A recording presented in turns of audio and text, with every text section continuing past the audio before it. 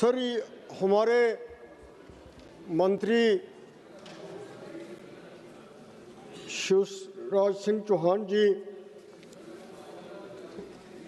जो बड़े कदावर नेता हैं और जिन्होंने गरीबों की बड़ी खिदमत की और यहाँ पे पहुँचे, उनसे मैं ये तवक्का नहीं कर रहा था, मैं उनसे ये एक्सपेक्ट नहीं कर रहा था कि जिन्होंने अपनी ज़िंदगी में मेहनत से और गरीबों के काम करके नाम पाया हो, वो इस इतनी अच्छी स्कीम में तब्दीली करेंगे।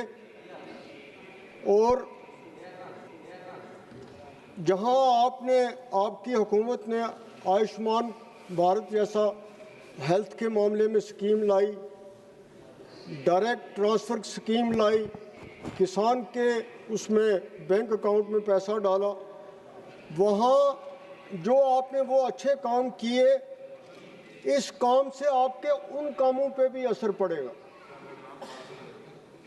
कोई जस्टिफिकेशन नहीं थी इस स्कीम में तब्दीली करने की, और आपसे मैं दोबारा कहूँगा कि ये हम तवक्का नहीं रख रहे थे।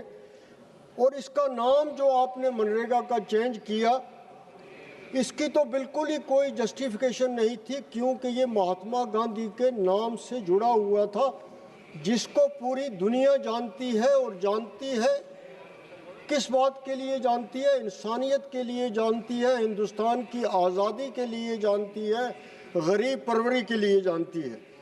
आज आप जानते हैं कि अगर मुल्क में सबसे बड़ा कोई मसला है तो वो बेरोज़गारी का है। आज काम नहीं मिल रहा है। आज पीएचडी करके, इंजीनियरिंग करके लेबर का काम लोग ढूंढ रहे हैं, और लेबर का काम अब नहीं रहा है। पहले गांव में बीआरओ का काम मिलता था, पीएचई का काम मिलता था, पीडब्ल्यूडी का काम मिलता था। अब वो काम सब मशीनों ने संभाल लिया है। अब लेबर का काम नहीं रहा है। लेबर का काम बचा था तो वो इस स्कीम में बचा था जिसका नाम मनरेगा था, और इस स्कीम को बंद करके आपने गरीब का रोज़गार जो है उसको छीना है, उसको बंद किया है। जहां साथ साथ एक गरीब को अपने काम का पैसा मिल रहा था, वहां बगैर किसी तवालत के, बगैर किसी टेंडर गाँव में काम भी डेवलपमेंट का हो रहा था। कहीं फुटपाथ बन रही थी, कहीं पार्क बन रही थी, कहीं कुछ और काम हो रहा था। वो सिलसिला भी बंद हो गया। जहां एक मजदूरी बंद हुई, वहाँ वो सिलसिला भी बंद हो गया।